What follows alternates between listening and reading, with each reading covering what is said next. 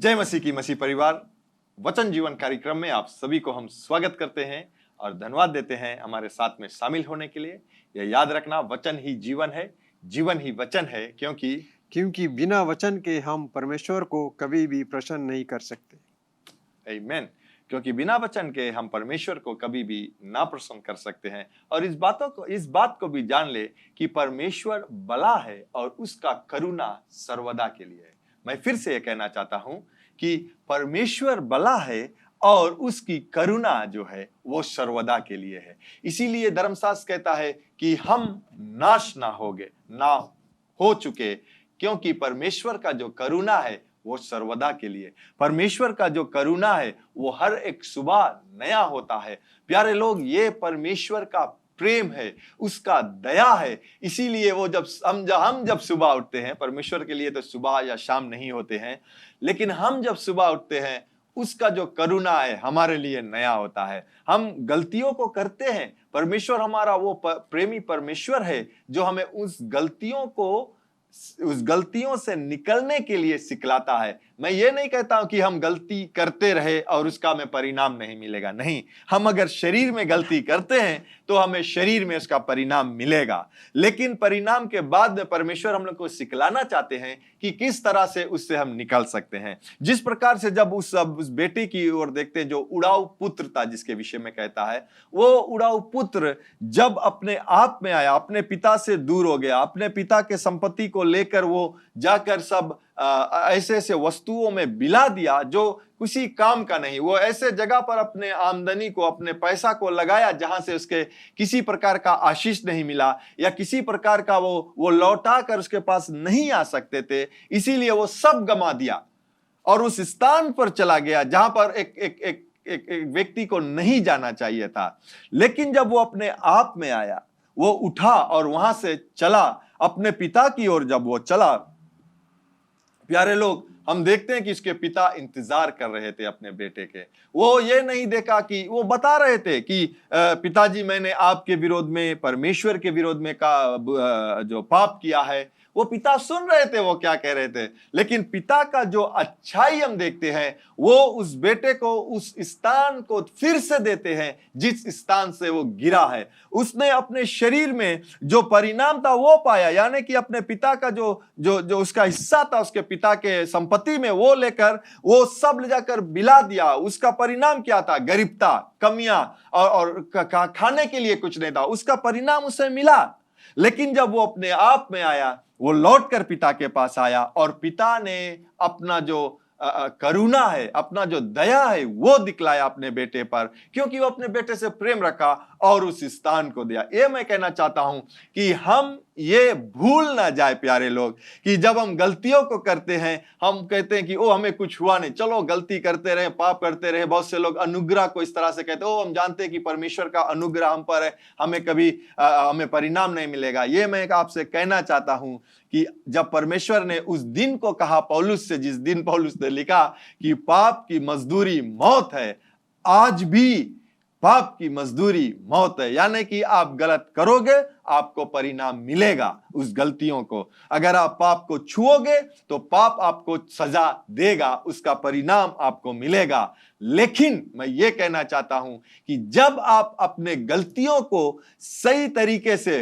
अगर हृदय से आप अपने गलतियों को मानते हो और परमेश्वर के पास आते हो, परमेश्वर आपको क्षमा करेगा और फिर लौटाकर उस स्थान पर लेकर आएगा जिस स्थान से आप गिरे हैं। तो मैं ये कहना चाहूंगा कि परमेश्वर का वचन हमारे लिए बहुत जरूरी है जानना। जब ज्ञान रहेगा हमारे परमेश्वर का वचन के, तो हम अपने परमेश्वर के राह पर हम चलेंगे, धार्मिकता के राह पर हम चलेंगे और परमेश्वर हमें खुद बढ़ंती को देते रहेंगे। जैसे हम लोग पिछले सप्ताह से सुन रहे थे, परमेश्वर या जो विषय है वह है यीशु मसीह चंगा करता है। यीशु मसीह अपने समय पर चंगा करता था, जब वो यरूशलेम में थे, जब वो उस धरती पर थे, जब मनुष्य रूप धारण कर आए। हम जब धर्मशास्त्र को पढ़ते हैं तो हर एक जगह पर लिखा है कि जितने भी लोग उसके पास आए वो सबको चंगा किया। वो उस दिन को चंगा किया, आज भी चंगा करता है और कल भी चंगा करेगा, क्योंकि यीशु एक सा है, कल, आज और युगान युग तक। वो हमें नकारेगा नहीं, वो हमें छोड़ेगा नहीं। प्यारे लोग, मैं ये कहना चाहता हूं, बहुत से समय हम अपने गलतियों के कारण से हम बीमारी को अपने शरीर में पाल लेते हैं, या हम बीमारी को मौका देते हैं हमारे शरीर में। हम किस प्रकार से भोजन को करते हैं, किस प्रकार के वस्तुओं को हम लेते हैं अपने जीवन में। अगर हम जो नहीं खाना, अगर हमें गैस, जैसे ना ड्रिंक्स में गैस रहता है, उसे हमें नहीं पीना है, लेकिन हम कहेंगे ओ चलो पी ले जाम से, इससे क्या होगा। नहीं, हम मौका देते हैं कि बीमारी हमारे शरीर में आने के, या हम मौका देते हैं शैतान के आत्मा को हमारे शरीर में बीमारी लेकर आने के लिए। मैं यह नहीं कहता हूं कि आप छोड़ दीजिए, अगर आपके शरीर में किसी तरह सा उस प्रॉब्लम नहीं क्रिएट करता है तो आप पीते रहिए। लेकिन अगर आप किसी वस्तु को लेते हो अपने मुंह के बल से, अगर वो वस्तु आपके लिए सही नहीं है तो जरूर आप बंद कर दीजिए।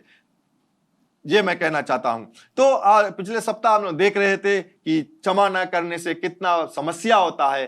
क्षमा करना बहुत जरूरी है। लेकिन हम और भी देख रहे थे कि कुछ वचनों को हम लोग देखा कि किस तरह से परमेश्वर के वचन से या हम क्या करने से हमारा जो हड्डी है वो मजबूत होता है। तो आज चलो फिर से हम वहीं से शुरुआत करते हैं कि वचनों को हम देखते हैं प्यारे लोग, कि कैसे या क्या हम कर सकते हैं जो हमारे हड्डी जो है वो मजबूत रहता है। मैं यहां पर यह कहूंगा कि हम ये मत सोचना कि वो हमें कुछ करना है तब परमेश्वर हमें आशीष देगा पादरी साहब। नहीं, परमेश्वर ने प्रभु यीशु मसीह के द्वारा हमें सब आशीषों से भर दिया है, लेकिन वो रास्ता को दिया है किस तरह से हम इस आशीष में चल सकते हैं। हमें चलना भी तो है ना। अगर हम एक दरवाजे के अगर कमरे में जाना है या किसी मॉल में जाना है, सिर्फ हम वो दरवाजे के अंदर नहीं जाते हैं, हम उस दरवाजे के अंदर को जाकर रास्ते को देखते हैं कि कहां हमें जाना है। उसी प्रकार के जब हम धार्मिकता के राह पर आ गए हैं या हम अंधकार से निकलकर ज्योति में आ गए हैं, तो उस ज्योति में चलने के लिए बहुत से रास्ते हैं, बहुत से चीजों को हमें करना है। तो देखते हैं कि पहला जो देखते हैं कि मिलता है, यहोवा का भय मानने से, यानी कि यहोवा का भय रखने से हड्डी का जो माजा जिसे कहते हैं बोन मेरो उत्पन्न होता है। यानी कि हड्डी का जो माजा, जो बोन मेरो, बहुत जरूरी चीज है हमारे शरीर के अंदर, जो बोन मेरो रहता है वो उपलब्ध होता है, वो बड़ा होता है। तो प्रोवेर्ब्स की किताब में पादरी हम पढ़ते हैं, प्रोवेर्ब्स 3:7-8। पिछले सप्ताह हमने पढ़ा इसे, लेकिन फिर से चलो हम देखते हैं इसे। अपनी दृष्टि में बुद्धिमान ना होना, यहोवा का भय मानना और बुराई से अलग रहना, ऐसा करने से तेरा शरीर भला चंगा और तेरी हड्डियां पुष्ट रहेंगी। ऐसा करने से पादरी साहब, धर्मशास्त्र का ऐसा करने से, यानी कि हमें करना है, हम धार्मिकता को प्राप्त कर चुका है, हमें धार्मिकता का जीवन गुजारना है, क्योंकि प्रभु यीशु मसीह के द्वारा चंगाई हम प्राप्त कर चुके हैं। प्रभु यीशु मसीह के द्वारा यहोवा के पास हम जा सकते हैं, यहोवा परमेश्वर के उसके पास, उससे वार्तालाप, उससे बातें कर सकते हैं। लेकिन यहां पर कहता है कि यहोवा का भय मानना बहुत जरूरी है। बहुत से लोग हम यहोवा परमेश्वर को पिता कहते हैं, लेकिन अगर हम पिता को रिस्पेक्ट नहीं करेंगे तो पिता कहने से क्या फायदा। ठीक, इसीलिए परमेश्वर का भय बहुत जरूरी है। और जब हम भय रखते हैं, बुराइयों से हम अलग रहेंगे। यानी कि परमेश्वर हमें बतलाता है कि मैं बुराई में नहीं रहना है। अगर मुझे याद आता है कि ये पादरी ब्राइन का जो सब समय कहता है, जो बतलाता है कि जब दो व्यक्ति गया चोरी करने के लिए, मुर्गी चोरी करने के लिए, और एक व्यक्ति जो था जो सिर्फ वो मुर्गी को पकड़कर बस्ते में रखता था, वो दरबा के भीतर हला, लेकिन उसके साथ में एक और एक व्यक्ति था जो टोच दिखा रहा था। और जब जज ने उससे सवाल किया कि वो तुम दोनों को जो जेल का जो सजा है वो मिलेगा, और जो व्यक्ति टोच दिखा रहा था वो क्या, ओ नहीं, मैं गिल्टी नहीं हूं, क्योंकि मैंने वो मुर्गी को नहीं पकड़ा, मैंने उस मुर्गी को पकड़कर बस्ता में नहीं डाला, मैं उस दरबा के भीतर नहीं हला। तो जज पूछ रहा था तुम क्या कर रहे थे? मैं तो सिर्फ टोस दिखा रहा था। अरे तुम टोस दिखा रहे थे, यानी कि साथ में शामिल हो गया है। इसीलिए परमेश्वर कहता है कि तुम बुराई से अलग रहो, क्योंकि अगर हम बुराई से अलग नहीं, हम ये कह सकते ओ वहां पर 4 दोस्त थे, बैठा था, मैं भी उसके साथ में बैठकर सिर्फ सुन रहा था। लेकिन अगर आप गलत लोगों के साथ में बैठोगे, उठोगे, उसके साथ में अगर लोग देखेगा, शायद सच में वो 4 लोग हैं वो जाकर कोई गलत काम को करेगा, लेकिन जब वो पकड़ाएगा उस समय आप नहीं था वहां, लेकिन लोग आपको साथ में जोड़ देंगे। क्यों? क्योंकि लोगों ने आपके उन चारों के साथ में हर एक समय देखता है। इसीलिए परमेश्वर कहता है कि हमें बुराइयों से दूर रहना है, बुरे लोगों से दूर रहना है। जब हम उन लोगों के साथ में रहे, ऐसा करने से क्या होगा? हमारे शरीर का चंगाई। जब हम बुरे लोगों से दूर रहेंगे, परमेश्वर के भय में रहेंगे, तो क्या होगा पादरी साहब? हम परमेश्वर के वचन में बना रहेंगे। जो परमेश्वर कहेगा वैसा ही हम करेंगे, और जो परमेश्वर कहता है वैसा करने से हमारे सारे शरीर का चंगाई में रहना है। क्योंकि जब हम वचन में रहेंगे तो चंगाई तो हमें प्राप्त होगी। जी हाँ पादरी साहब, क्योंकि वचन ही जानना हमें जरूरी है कि किस जगह पर क्या लिखा है और हमें उस वचन को कैसे पालन करना है। तो परमेश्वर कहता है कि उसके जब हम भय मानेंगे, यानी कि उसके जब हम परमेश्वर का भय मांगेंगे, तो परमेश्वर के बताए हुए रास्ते पर भी चलेंगे। जब हम परमेश्वर के बताए हुए रास्ते पर चलेंगे, सिर्फ हमें आशीष नहीं प्राप्त होगा, लेकिन धर्मशास्त्र कहता है कि हमारा जो शरीर है वो बड़ा चंगा रहेगा। आमीन। और हमारा जो हड्डी है वो फुस्त रहेगा, यानी कि मजबूत रहेगा। हमारा हड्डी मजबूत, हमारा शरीर मजबूत। आमीन। आगे देखते हैं पादरी साहब, कहता है कि एक अच्छा समाचार हड्डी को मोटा या मजबूत करता है। प्रोवर्ब्स 15:30। आंखों की चमक से मन को आनंद होता है और अच्छे समाचार से हड्डियां पुष्ट होती हैं। जो आंखों की चमक से मन आनंदित होता है, यानी कि आंखें जो देखते हैं वो अच्छे वस्तु को देखते हैं, तो उसका जो वो हमारे आनंद हमें देता है, हमारे शरीर में आनंद, हमारे आत्मा में आनंद, और हमारे हड्डियों के जो समाचार हमें मिलता है वो हड्डियों को भी पुष्ट करता है। यानी कि जो सुंदर वस्तुओं को हम देखते हैं वे हमारे हृदय को दुखित होने से रोकता है, सुखित करता है हमें, और एक अच्छी समाचार सुनने से अंदरूनी शरीर या सामर्थ को हमें देखता है। आमीन। तो तीसरा और देखते हैं पादरी साहब, और वो है सुखित वचन हड्डियों को स्वास्थ्य करता है या स्वास्थ्य लाता है। वो हमें मिलता है प्रोवर्ब्स 16:24 में पादरी। मन भावने वचन मधु भरे छत्ते के समान प्राणों को मीठे लगते हैं और हड्डियों को हरी भरी करते हैं। मन भावने वचन यहां पर अगर आप देखते हैं तो ये कहता है कि हमें मन भावने वचनों को सुनना है। ठीक, हम जो सुनते हैं वो मन भावने यानी कि अच्छे वचन को सुनते हैं। वो मधु भरे चत्तों की समान रहता है, जो हनीकोम कहते हैं। तो हम ये जब हम देख रहे थे, ये हमारा भी जुम्मेदारी है पादरी साहब कि अगर हम किसी को कोई शब्द कहे वो मन भावनी शब्द होना चाहिए। ऐसा ना हो से पहले हमें जान लेना चाहिए कि हम एक दूसरे को क्या कहते हैं। ये मसीह का प्रेम हम कह सकते हैं ना। जैसे हमने पिछले सप्ताह जो कुछ कोटेशन को पढ़ रहे थे ना, उसमें कहता है कि बोले मसीह या विश्वासी होने का अर्थ यह है कि क्षमा ना करने योग्य को क्षमा करना। यानी कि अगर हम किसी से बातें भी करते हैं, हमारा वचन भी उतना मीठा होना चाहिए, एक मधु की तरह मीठा होना चाहिए कि जो सुनते हैं उसके कान में जाकर अच्छी तरह सा लगे।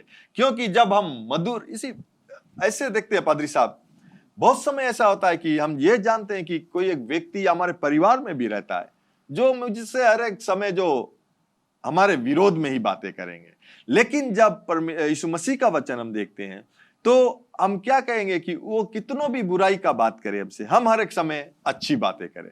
हम क्योंकि हम वचन कहता है कि परमेश्वर का जो अच्छाई है, बोले वो हमें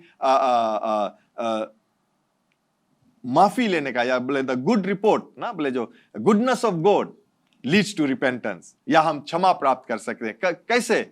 गुडनेस ऑफ गॉड, यानी कि परमेश्वर का अच्छाई। उसी प्रकार से अगर हम देखें, हम अगर लोगों से मन भावनी बातें करें अच्छी तरह, चाहे कितनों बुराई का बात है। मैं जानता हूं कि बुरे लोग अगर बातें करते तो हमें लगता है, चोट भी लगता है वचन से, लेकिन हम एक निर्णय को बना ले कि अगर कोई मुझे बुरा कहेगा, हम उसे बुरा सा जवाब नहीं देंगे, अच्छी तरह से। तो अगर हम भी लोगों को मन भावनी बातों से बातें करेंगे, उनके लिए वो उसके लिए भी चंगाई हो सकता है, मैं ये कह सकता हूं। क्योंकि वो हर एक समय अच्छा ही सुनेंगे, आपसे अच्छे सुनेंगे, हमसे अच्छा ही सुनेंगे, तो वो होगा। लेकिन हम आप लोगों से ये करना चाहते हैं कि आपको भी सुनना है क्या मन भावनी बातों को, क्योंकि वो एक मीठा सा वचन जब हम सुनेंगे तो क्या होता है, वो हमारे हड्डियों को हरा भरा रखता है। लोग अगर बुराई की बातें करते हैं लेकिन हमें उससे नहीं सुनना है या उसे हमें बगल करना है, आमीन, तो अच्छे बातों को सुनना बहुत जरूरी है। फिर हम देखते हैं कि शांति और आराम हमारी हड्डियों को फुलवंत होने का कारण होता है। शांति और आराम, यशायाह 66 पादरी। जिस प्रकार माता अपने पुत्र को शांति देती है, वैसे ही मैं भी तुम्हें शांति दूंगा। तुमको यरूशलेम ही में शांति मिलेगी। तुम यह देखोगे और प्रतिफुल्लित होगे। तुम्हारी हड्डियां घास के समान हरी भरी होंगी और यहोवा का हाथ उसके दासों के लिए प्रकट होगा और उसके शत्रुओं के ऊपर उसका क्रोध भड़केगा। आमीन।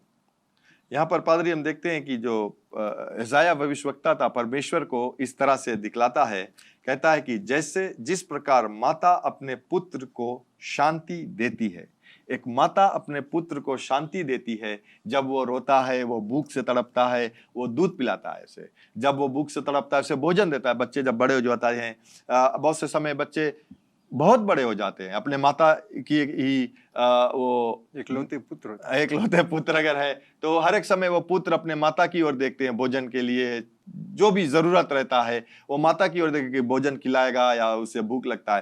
तो यहाँ पर हम देखते हैं कि कहता है कि माता अपने पुत्र को शांति देती है, उसी प्रकार से परमेश्वर अपने पुत्रों को शांति देती है। और कहता है कि वैसे ही मैं, परमेश्वर कहता है वैसे ही मैं तुम्हें शांति दूंगा। परमेश्वर हमें शांति देता है, तुमको यरूशलेम ही में शांति मिलेगी। उस समय परमेश्वर के लोग यरूशलेम में थे पादरी साहब, कहता है कि तुम्हें यरूशलेम में। आज मैं ये कहना चाहता हूं, अगर यीशु को आपने अपनाया है तो आप किसी भी स्थान पर हो, फिजी देश में हो, ऑस्ट्रेलिया में हो, अमेरिका में हो, कनाडा में हो, किसी भी स्थान पर हो, किसी भी देश, किसी भी जगह पर परमेश्वर आपको शांति देगा। ठीक, जब परमेश्वर आपको शांति देगा तो आप उस शांति को जरूर लीजिए। कैसे लेते हैं? मैं बहुत समय से कहता हूं कि अगर देखा जाए शांति, इसका मतलब जैसे अगर भजन संहिता में कहता है कि दुश्मनों के बीच में मैं तुझे मेष बिछाऊंगा, यानी कि हमारे चारों ओर दुश्मन हो सकते हैं, चारों ओर समस्या हो सकते हैं, 1000 हमारे दाहिने ओर गिर सकते हैं, 10,000 हमारे दाहिने ओर गिर सकते हैं, लेकिन कहता है कि जो बीमारी है या जो समस्या है वो हमारे रहने के स्थान पर नहीं आएंगे। जब इस बातों को हम जान जाएंगे तो हम क्या करेंगे? कुछ भी होगा हम शांति से बैठेंगे, क्योंकि परमेश्वर हमें शांति देता है, क्योंकि परमेश्वर हमें उस माँ की समान संभालेगा और हमें मदद करेगा। आमीन पादरी साहब। परमेश्वर का वचन मानना बहुत जरूरी है। बोले तुम या देखोगे और फुलवंत होगे, यानी कि हम मसीह लोग फुलवंत होगे सब समय, लेकिन हमें शांति और आराम में रहना है। जब हम शांति और आराम में रहेंगे, हमारे शरीर के लिए वो चंगाई प्राप्त। अब चंगाई के विषय में बातें करते हैं, क्योंकि जब हम शांति में नहीं रहेंगे, हमारा माइंड जो है वो चलता रहेगा, क्या होगा, कैसे होगा, ये हम करेंगे, कल का जो भोजन है वो हमें आज भोजन कर लीजिए। धर्मशास्त्र कहता है कि आज भोजन कर लीजिए, कल परमेश्वर आपको भोजन देगा। उसी प्रकार से मैं ये नहीं कहता हूं कि आप सब बिला दे या सब दे दे, रिस्पॉन्सिबिलिटी को ना ले, नहीं, मैं वो नहीं कहता हूं, लेकिन उस स्त्री की समान रहे जिसकी कल हो ना हो ये तो किसी ने नहीं देखा। ये कल किसी ने नहीं देखा पादरी साहब। तो हम बातें कर रहे थे जैसे उस स्त्री को देखते हैं, जो स्त्री का, जब इलाइशा भविष्यवक्ता स्त्री के पास गया और उस स्त्री का जो आखिरी भोजन था, जो थोड़ी सी आटा, थोड़ी सी तेल, और उसे खाकर स्त्री और उसके पुत्र को खाकर मरना था, लेकिन जब उसने जो इलाइशा थे वो परमेश्वर का वचन जो स्त्री से कहा कि मुझे ला कर दे, स्त्री के पास वो शांति था, इसीलिए वो लाकर दे सका। वो जानती थी कि ये मेरे लिए आखिरी है, खाऊंगा मर जाऊंगा, और तू आया यहाँ पर एक परमेश्वर का भविष्यवक्ता, मुझसे भोजन चाहते, वो कह सकती थी, लेकिन उस पर शांति थी और उसने भोजन बनाकर इलाइशा को दिया। वो शांति के कारण से वो जो भविष्यवक्ता थे इलाइशा, वो जो स्त्री थे, उसके जो बेटे थे, वो परिवार जो थे, पूरे अकाल खलास होने तक परमेश्वर का वचन कहता है कमियां ना आया। तो हम देखें पादरी साहब, वो जो स्त्री थी, वो एलिजा जो कहा उसने उस पर विश्वास किया। जी। वो तो जानती थी कि वो तो मरने ही वाली है, क्यों ना हम इसी बात सुन लें, शायद ही हमें कुछ मिलेगा। तो उस पर विश्वास था, वो जो कहेगा उसके साथ हम वही करेंगे। तो आज यही हमारा सवाल है कि हम एक विश्वासी होकर अपने यीशु पर कितना विश्वास कर सकते हैं। आमीन। ये बहुत जरूरी है हमारे लिए, उसके वचन में विश्वास करना। तो हम देखते हैं कि जो शांति, आराम और वचनों को हमने देखा, उसके द्वारा हड्डियों को सामर्थ मिलता है। एक बीमारी है जो हड्डी का बीमारी है, वो है ऑस्टियोपोरोसिस कहते हैं उसे। बोले का मूल कारण जलन और क्रोध है। यानी कि हड्डी का जो रोग है, जो इस नाम को मैंने दिया है एस्टोयोपोरोसिस, राइट, ये जो शब्द है, इसका जो मूल्य रोग है वो जलन और क्रोध से आता है, मूल्य का आता है। और हमने परमेश्वर के वचन से भी देखा है कि ऐसे करने से हमारे हड्डी जो है वो कमजोर होता है। तो ऑस्टियोपोरोसिस जो है वो एक ऐसा बीमारी है जो हड्डियों को इस हद तक कमजोर कर देती है कि वे आसानी से टूट जाती है, राइट। जो हमारे कमर का हड्डी रहता है, रीढ़ का हड्डी रहता है, और जो कलाई का हड्डी, उसे भी कमजोर कर देता है। ऑस्टियोपोरोसिस को चुप रोग कहते हैं, यानी कि जो साइलेंट डिजीज, चुप रोग, जिसे पता ही नहीं चलता है, कहा जाता है, क्योंकि वो हो सकता है कि हड्डी टूटने तक आपको कोई तरह का जो उसका जो बीमारी है वो आपको पता नहीं चलता है। यानी कि वो साइलेंट कीला हम कह सकते हैं, जो क्योंकि वो अंदर ही अंदर तुम्हें जलाते रहते हैं, लेकिन वो होता है। और वो एक दिन ऐसा आता है कि वो टूट जाता है। तो आप सोचते हो कि क्यों? तो मैं ये कहना चाहूंगा कि जलन और संदेह या क्रोध का फल हड्डी का सड़ना है। वो वचन में से हम लोग ने देखा था।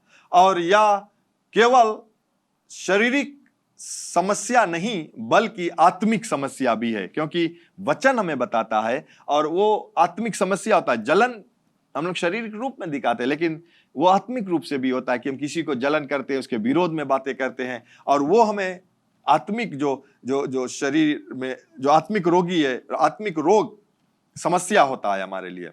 ऑस्टियोपोरोसिस का चंगाई और रोकथाम के लिए आपको अपना जीवन से जलन और संदेह या क्रोध को दूर करने से रोक सकता है। यानी कि हम दूसरे को क्षमा करें। सबसे इंपॉर्टेंट चीज, जब हम दूसरे को क्षमा कर देंगे तो हम किसी को जलन नहीं करेंगे, हम किसी के ऊपर क्रोधित ना होगा।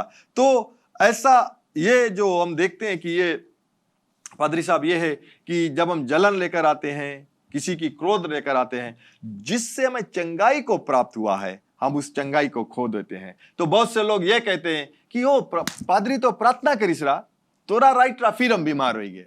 सी, ना तो परमेश्वर जुटता है और ना जो पादरी प्रार्थना करिस रहा, वो उसके पास तो कोई सामर्थ्य नहीं रहा, क्योंकि परमेश्वर ने उसके द्वारा चंगाई को दिया। तो हम ये कह सकते हैं कि वो परमेश्वर हमें चंगाई दिया, ले लिया। नहीं, ये परमेश्वर की ओर से नहीं, ये हमारे या आपकी ओर से, कि आप उसके बाद में क्या करते हैं। इसीलिए बहुत जरूरी है कि आप क्षमा दूसरे को करें। ठीक, हम देखते हैं। और पादरी साहब अपना चंगाई को रोक सकते हैं, यानी कि कैसे हम अपने चंगाई को रोक सकते हैं, सवाल है।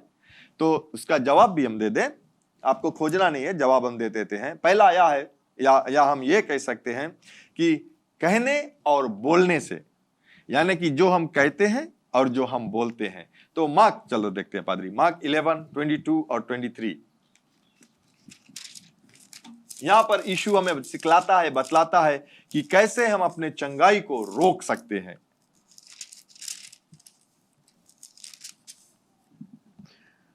यीशु ने उसको उत्तर दिया, परमेश्वर पर विश्वास रखो। जी, मैं तुमसे सच कहता हूं कि जो कोई इस पहाड़ से कहे तू उखड़ जा और समुद्र में जा पड़, और अपने मन में संदेह ना करे, वरन प्रतीति करे कि जो वह कहता है वह हो जाएगा, तो उसके लिए वही होगा। जो वह कहता है, यानी कि जो कोई व्यक्ति यीशु मसीह या परमेश्वर पर, तो उसने कहा परमेश्वर पर विश्वास करे। परमेश्वर पर विश्वास करने का मतलब परमेश्वर के वचन पर विश्वास करे, और जो परमेश्वर का वचन कहता है एक व्यक्ति उस वचन को कहेगा। यानी कि हम ये कह सकते हैं कि यीशु धन्यवाद, आपके कोड़े खाने से हमें चंगाई को मिला, या आपके द्वारा आपके नाम से हमें चंगाई को मिलता है। जब हम इन बातों को कहेंगे, हमारा जो चंगाई है उसे हम प्रकट होते अपने शरीर में देख सकते हैं, कहना और बोलना। लेकिन अगर हम उसके विरोध में बोल देंगे पादरी, तो हम चंगाई को खो भी सकते हैं। इसीलिए परमेश्वर पर विश्वास रखना, उसके वचन पर विश्वास रखना और उसके वचन को बोलना, तो वो बोलने से आप चंगाई को रोक सकते हैं। दूसरा देखते हैं, परमेश्वर को महिमा देने से हम अपने चंगाई को रोक सकते हैं। रोमन्स के किताब में चलते हैं पादरी साहब, रोमन्स 4:13 से लेकर 21 तक आप पढ़िए। अपनी चंगाई बनाए रखने के लिए अब्राहम के समान परमेश्वर की महिमा करना चाहिए। यानी कि अपने चंगाई को बनाए रखने से, अपने चंगाई को रोकने के लिए अब्राहम की तरह हमें बनना है और हमें उसके तरह महिमा करना चाहिए परमेश्वर की। तो पढ़ते हैं पादरी साहब। क्योंकि यह प्रतिज्ञा कि वह जगत का वारिस हो, जी, न अब्राहम को न उसके वंश को व्यवस्था के द्वारा दी गई थी, परंतु विश्वास की धार्मिकता के द्वारा मिली थी। क्योंकि यदि व्यवस्था वाले वारिस हैं तो विश्वास व्यर्थ और परीक्षा निष्फल ठहरी। व्यवस्था तो क्रोध उपजाती है, और जहाँ व्यवस्था नहीं वहाँ उसका उल्लंघन भी होता है।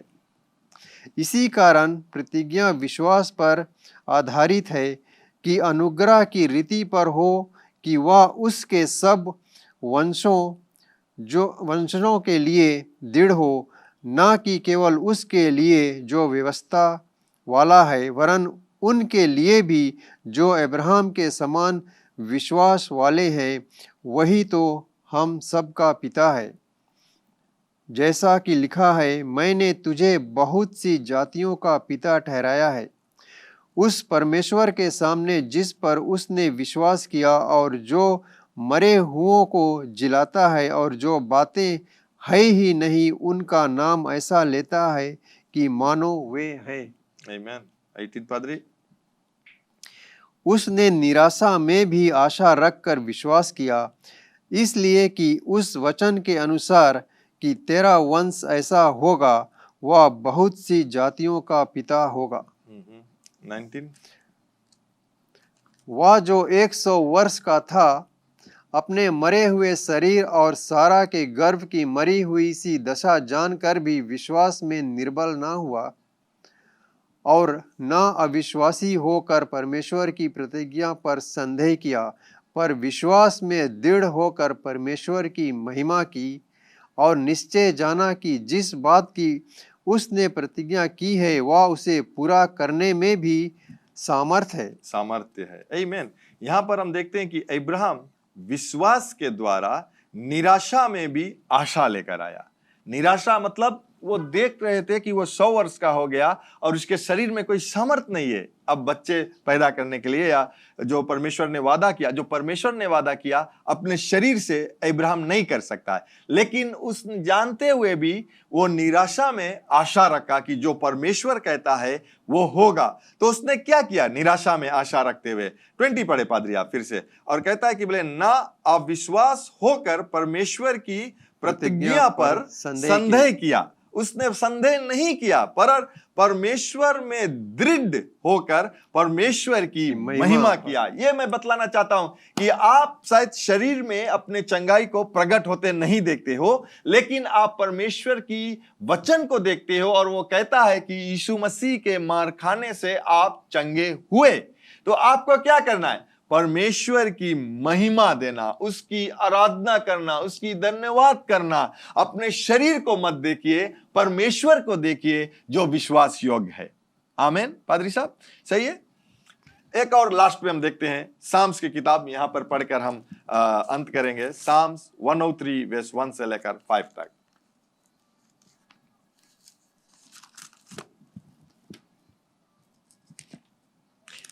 जो पादरी जिसे खोल रहा है जो वचन को, मैं ये आप लोगों को उत्तेजित करना चाहता हूं, अब्राहम की तरह हम बन जाए, निराशा में भी आशा लेकर आए, क्योंकि जब निराशा में हम आशा लेकर आएंगे हम परमेश्वर को धन्यवाद करता है। यही पौलुस करता है कि धन्यवाद करना हमारा, परमेश्वर का इच्छा हमारे लिए या कि हम उसको धन्यवाद दें। और जब भी हम उसको धन्यवाद देते हैं हम ये कहते हैं कि हम शांति में बैठा है और उसके वचन पर विश्वास करते हैं। तो दाऊद क्या कहता है, देखते हैं।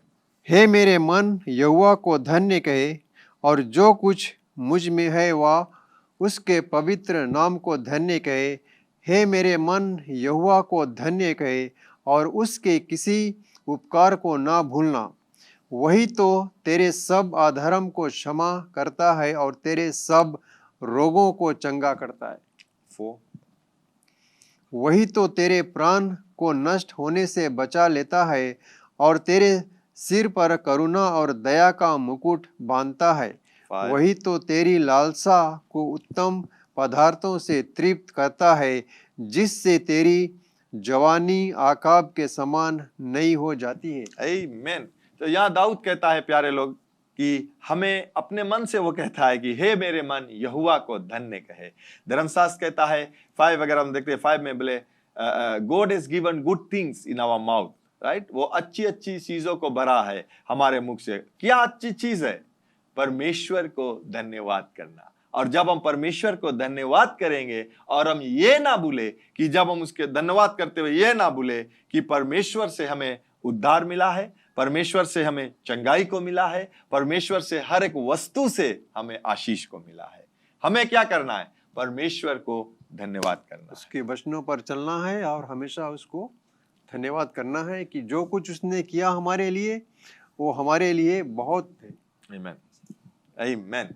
तो यहीं पर हम समाप्त करते हैं और हम ये आशा रखते हैं, ये विश्वास करते हैं कि जरूर आपने चंगाई के विषय में सीखा और किस प्रकार से हम बीमार होते हैं और किस प्रकार से हम चंगाई को प्राप्त कर सकते हैं, किस प्रकार से हम चंगाई को रोक सकते हैं और रख सकते हैं अपने पास। आमीन। तो क्यों ना हम प्रार्थना को करें।